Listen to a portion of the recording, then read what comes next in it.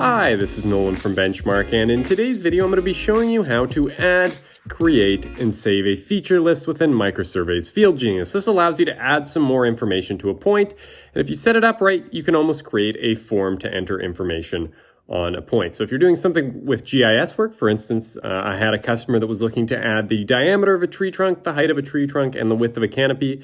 We can add all of this information, and using a description, we can set it up so each tree type has their own unique form to fill out. So what I'm going to do to begin here is I'm going to head to the plumb bob in my bottom left corner here, and then I'm going to select Settings, Feature List Editor. And within my feature list editor here, I'm going to hit Add Feature. And what I'm going to do is I'm going to give this feature a description.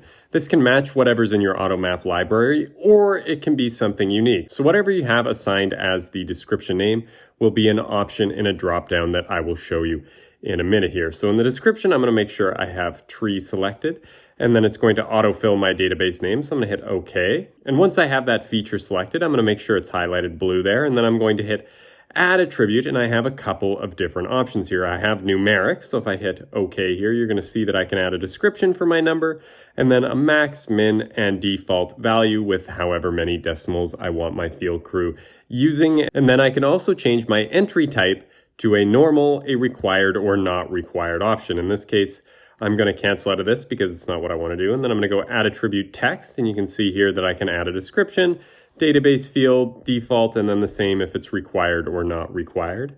I also have the option for a menu here, and I can create a custom menu with some items, name them, and make them required or unrequired. And my final option there is a true/false, which I think is rather self-explanatory. So what I'm going to do is create a couple text attributes. So you can see here, if I hit text, what I'm going to do is I'm going to enter a description. So in this case, since I want to be taking some statistics on some trees, I'm going to call it diameter, and it's going to give my database field diameter. I'm going to leave the default value is blank, and then I'm going to hit save there in the bottom left. And then I'm going to go again. I'm going to go add attribute, add another text field, and go with height, and then hit OK. And then I'm going to add a final attribute here with the name of my canopy and hit OK again in the bottom left corner. Now what I'm going to need to do to be able to use this feature list editor is I'm going to have to hit Save Feature List, and that's going to prompt me to my FieldGenius projects.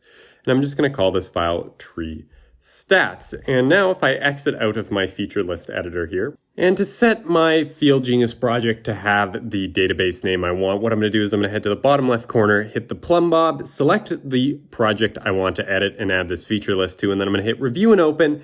And within my menu here, I'm going to hit the three dots next to Feature List and navigate to where I have my feature list saved, at which point I'm going to hit Open, and it is going to be saved to the file. And then what I'm going to do is if I go to the point database now and hit Add, I'm going to add a new point with the description of trees. That's what I'm measuring, and I'm going to be pretending I'm in the field here recording the position of a tree. So my northern easting elevation, I'm just going to leave those as blanks for the point of this video. But if I hit GIS attributes now in my point description menu, what is going to come up here is my options. So you can see here in my feature options, I have trees selected, and my diameter, I can type something in. So I'm going to say it's 25, my height's 15 meters, and my canopy's 35 meters. And if I hit OK, I can now store that point with that information. And within my FieldGenius folder, there will now be a .dbf file that I can bring into Microsoft Excel or whatever other spreadsheet software you use, upon which I can view all of these notes. But for now, what I'm going to do is I'm going to add a second point here, and I'm going to give it a description of paint. And then if I go to GIS attributes, you can see my feature. I can actually select